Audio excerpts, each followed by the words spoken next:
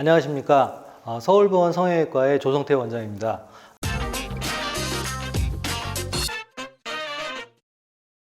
이번 시간에는 코에 대해서 말씀드리도록 하겠습니다. 성형외과에서 코에 하는 수술은 참 여러 가지가 있습니다. 다친 부분이라든지 질환이라든지 뭐 이런 부분을 해결하는 재건에 해당되는 부분을 하고, 그 다음에 이제 조금 예쁘게 심미적으로 보이도록 하기 위한 미용 성형 부분이 있다고 하겠습니다. 이번 시간에는 이 재건 부분을 주로 설명드리고, 다음 시간에는 미용을 중심으로 해서 설명드리도록 하겠습니다.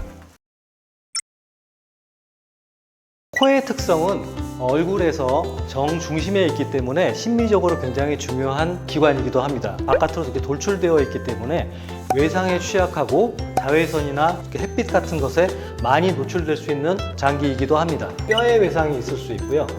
피부, 조직 이런 부분에 이제 외상이 있을 수 있습니다. 어느 부분에 있느냐, 어떻게 있느냐에 따라서 간단하게 뼈만 맞춰줄 수도 있고, 뼈를 맞춘 이후에 뼈를 고정해야 될 수도 있습니다. 이 안면골의 이쪽 부분, 이 부분이 이제 코의 뼈에 해당되는데, 이 부분에 골절이 되어 있을 때 뼈를 올려서 그냥 맞춰놓고 회복되도록 기다릴 수도 있고, 좀 심하게 부러졌거나 고정이 안 되거나 이럴 경우에는 티타늄으로 되는 쇠막대기를 나사못으로 이렇게 고정을 해서 뼈가 흔들리지 않게 고정하기도 합니다. 사고나 어떤 충격에 의해서 피부나 연조직에 결손이 발생할 수 있습니다. 이 결손을 어떻게 복원해 주느냐, 조금 열상을 입거나 뭐 이런 부분들은 그냥 꼬매주면 해당이 되는 간단한 것들이지만, 이 부분에 넓게 이렇게 피부 결손이 왔을 때 볼이라든지 다른 장기 같은 경우에는 옆에서 이렇게 조금 피부를 이렇게 당겨와서 꼬맨다든지 뭐 이런 부분들이 쉬운데, 코 같은 경우에는 노출되어 있고 뼈도 바로 밑에 있으면서 모양이 틀어질 수 있는 그런 단점이 있습니다. 결손을 해결하는 방법은 피부를 이식하거나 피판이라고 하는 것을 사용합니다. 피부 이식이라고 하는 것은 얇은 피부를 이제 포떠듯이 떠서 결손 부위에 이식하는 것이고, 피판이라고 하는 것은 피부 밑에 연조직을 포함해서 근육이라든지 근막이라든지 아니면 피하 조직이라든지 이런 것들을 포함해서 이제 옮겨가는 그런 조직을 말하는데요.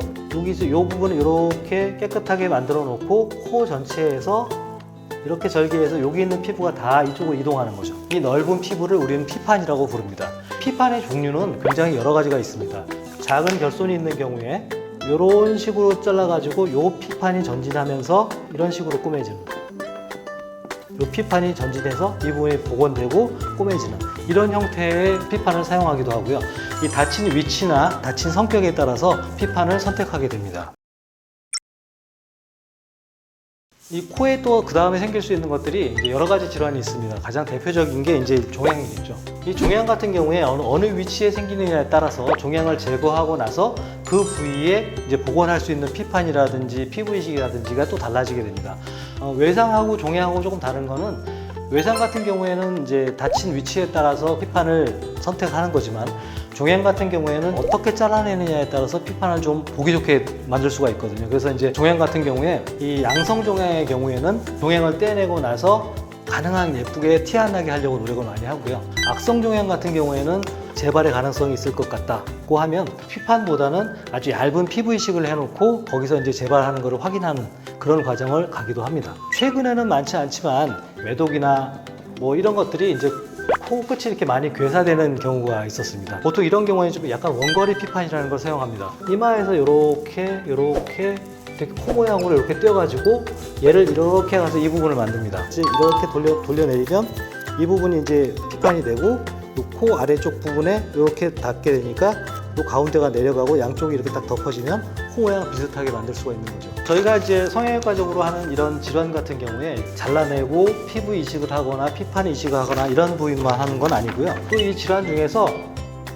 주사비라는 게 있습니다. 딸기코라고 표현하는 코 끝부분이 이렇게 올록볼록하게 빨개지고 가는 그런 질환이 있습니다. 이런 질환 같은 경우에는 다 잘라내고 피부 이식하는 거 그런 게 아니라, 우리가 이제 이 부분을 깎아내주는 시술을 합니다. 면도날 같은 칼로 깨끗하게 싹 깎아내버리고 이 부분에 피부를 다시 재생시켜주는 시술을 합니다. 이런 수술도 이제 성형외과에서 많이 시행을 합니다. 외상이나 질환이나에 따라서 결손이 생겼을 때 피부를 이식하거나 아니면 이제 피판을 이식하거나 이런 부분의 수술들이 이제 주로 많이 하게 되고, 이 수술들을 기반으로 해서 흔치는 않지만 기형에 대한 수술도 많이 하게 됩니다. 이 기형 중에서 가장 이제 환자분들을 많이 알고 흔하신 게 구순구개열이라는 게 있습니다. 옛날 어른들이 이제 소위 이제 언청이, 째보 뭐 이렇게 얘기했던 그 질환인데요.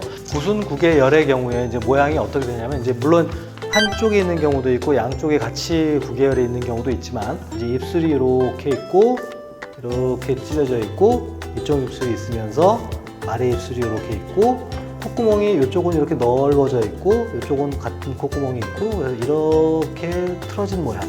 보통 구순구개열은 태어나면서 보통 같이 태어나기 때문에 구순구개열이 있는 아이들 같은 경우에는 3개월에서 5개월 정도 아주 어렸을 때 이제 입술 수술을 먼저 해주고 그 다음에 성장이 어느 정도 되면 이제 코 수술을 해주는 게 일반적인데요. 어렸을 때 아예 이 코하고 입술을 같이 수술하는 분도 계시긴 합니다. 이 입술을 먼저 붙여주고 코 수술을 동시에 하게 되면 아이들이 코가 아주 작으니까 이 코 안에 연골을 수술하면서 오히려 좀 손상시킬 수도 있지 않을까 하는 것 때문에 코 수술은 이제 보통 이제 10대 내지는 좀 성장을 해서 하게 됩니다. 그래서 콧구멍의 모양, 틀어진 모양 이런 걸 바로 잡아주는 기형 수술도 많이 하게 됩니다. 그 다음에 두개 안면열이라고요.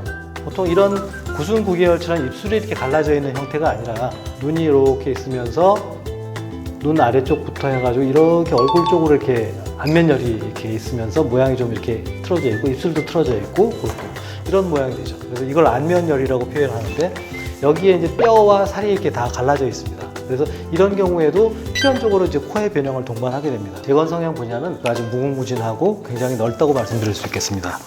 성형외과적으로 여러 질환에 대해서 이제 수술을 하게 되고 또 특히 외상이라든지 이런 것들은 외상 자체에서 코에 어떤 변형을 일으킬 수도 있고 외상에 의해서 수술한 이 코에 따른 2차적인 변형이 또 생길 수도 있습니다. 따라서 외상이라든지 종양이라든지 이런 부분에서는 꼭 전문의와 상담하셔서 정확한 수술을 하시기를 당부드리겠습니다.